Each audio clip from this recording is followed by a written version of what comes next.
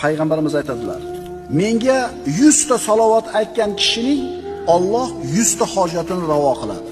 Menga 100 marta salovat aytgan odamning Alloh azza va jalla 100 ta hojatini ravo qiladi.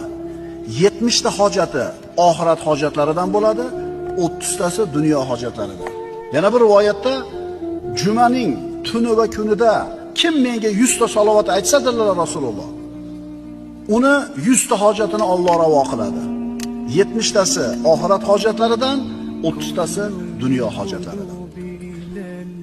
Rasululloh sallallohu alayhi vasallamga ergashishlik, u zotni yaxshi ko'rishlik, sunnatini mahkam ushlashlik va u zotga salovat aytishlik bizga ikki dunyoni xayriyatini olib keladi.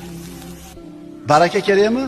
Payg'ambarimiz sollallohu alayhi vasallamni yaxshi ko'ring, sunnatini mahkam ushlang, u zotga ko'p salovatlar ayting.